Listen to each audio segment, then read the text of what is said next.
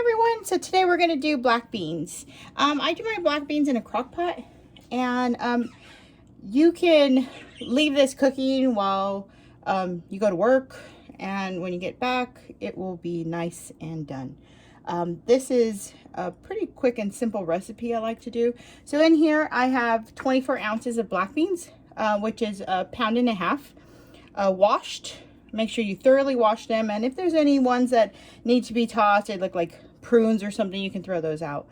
And while I'm chopping, I usually fill the container with water. Just, I don't know if you can see it properly, but just right above the beans. And I just let them sit until I finish my process. Now, we do not drain the water because that's where all the flavor is. All right, so now right here I have one whole red bell pepper. You can do green bell pepper, you can do green and red, you can do whatever you like. They both work. And you're gonna go ahead and put that in there. I have one chopped medium white onion. Actually, no, I'm sorry, not white, yellow onion. And we're gonna go ahead and look. So I feel like it's a little much, so it might be like a half a medium onion and a half. So you can eye it a little, you can see it just fills the top. That's about right.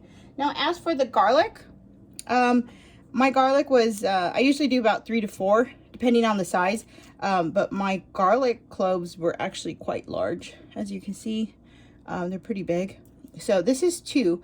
And just in case anybody uses the canned garlic, I wanted to put it in a tablespoon, so it's about a little bit over, so like let's say a heaping tablespoon of garlic. Okay, or 2 large cloves, okay, fresh cloves. What I also put in is about 7 bay leaves. We're just gonna go ahead and lay that around, just like that. And I also use, now sometimes I have fresh chicken broth. When I don't, I buy a low sodium chicken broth. You can use whatever you prefer. I prefer to do low sodium and add my own salt to it. So even when you do buy it, that's the thing, you do want to you have to check the salt properly, because even with the chicken broths that are made, even if it's not low sodium, it won't be as, the salt is not going to be as strong. Okay, and then I always just do half a tablespoon of salt. Now, I start off with half a tablespoon of salt.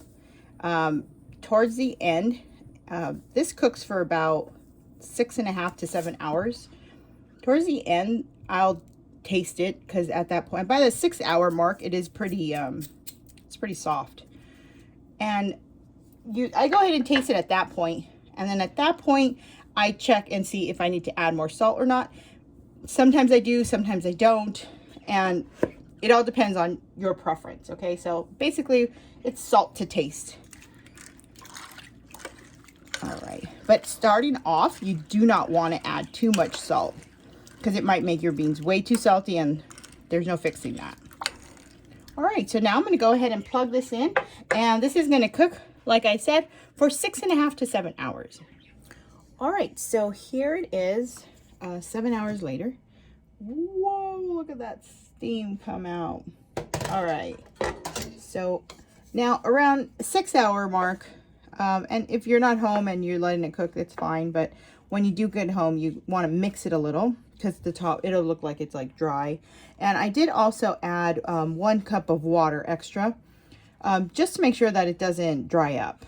Okay, so if you're leaving it to cook while you go to work or while you sleep, or however, you know, if you're not going to be watching it, I would add about a cup or 2. So this is as much water as it's going to get. It's like, it's still going to be semi-liquidy, but if you want a little more juice, then add 2 cups of water.